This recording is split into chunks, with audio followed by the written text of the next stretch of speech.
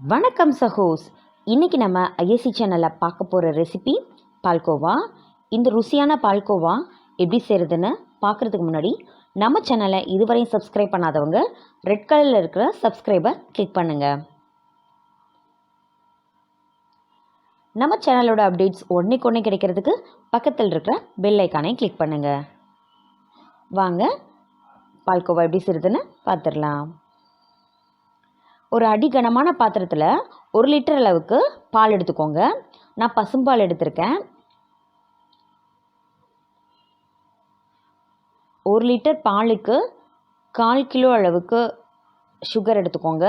அது கரெக்டாக இருக்கும். நான் லாஸ்ட் டைம் பேக்கெட் பாலில் யூஸ் பண்ணி செஞ்சுருந்தேன். ஸோ நான் 250 கிராம்ஸ் சுகர் கரெக்டாக இருந்தது. இந்த டைம் பசும்பாலில் செய்கிறேன். ஸோ நம்ம லாஸ்ட்டில் எப்படி இருக்குன்னு பார்த்துட்டு தான் ஆட் பண்ணணும். ஆனால் 250 கிராம்ஸ்க்கு மேலே போயிடாதீங்க, நல்லாவே இருக்காது. ஸோ இந்த மாதிரி ஓரத்துலலாம் படிகிறத அப்பப்போ எடுத்து விட்டுருங்க, இல்லைன்னா அந்த இடம் காந்தி போயிடும். அப்போ அந்த கரிஞ்சிடுச்சு அப்படின்னா நம்மளுடைய பால்கோவோட டெக்ஸ்சரே மாறி போயிடும். ஸோ அந்த மாதிரி ஓரத்தில் படிக்கிறதுலாம் எடுத்து விட்டுருங்க. ஆடை விழதெல்லாம் ஒதுக்கி விட்டுருங்க.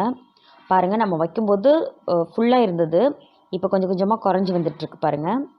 ஸோ பால் நல்லா சுண்டி வர அளவுக்கு நம்ம இதை கிண்டி விட்டுட்ருக்கணும்.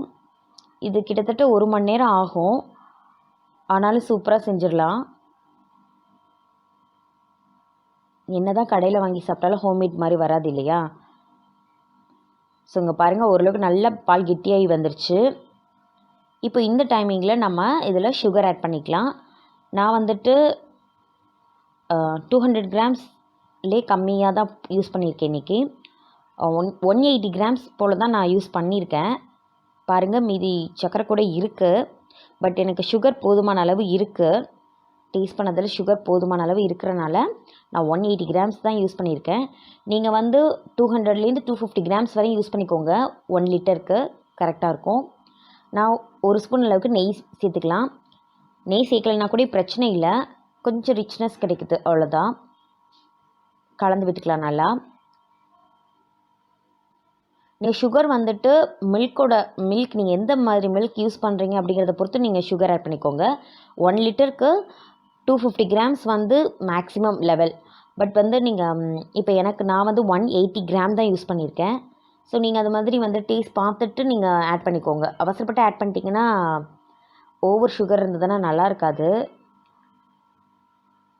ஏன்னா பால் கண்டிப்பாக திகட்ட ஆரம்பிச்சிடும். ஸோ பாருங்கள், இப்போ நல்லா கரெக்டாக வந்துடுச்சு. அவ்வளோதாங்க, நமக்கு பால்கோவா ரொம்ப நல்லா ரெடி ஆகிடுச்சு. இது ஒரு 10 மினிட்ஸ் வச்சோன்னா நல்லா வந்துடும். இந்த ரெசிபி உங்களுக்கு பிடிச்சிருந்தது அப்படின்னா மறக்காமல் நம்ம சேனலுக்கு லைக் பண்ணுங்கள், ஷேர் பண்ணுங்கள் வீடியோவை, அண்ட் சப்ஸ்கிரைப் பண்ணலைன்னா சப்ஸ்கிரைப் பண்ணிக்கோங்க. தேங்க்ஸ் ஃபார் வாட்சிங்.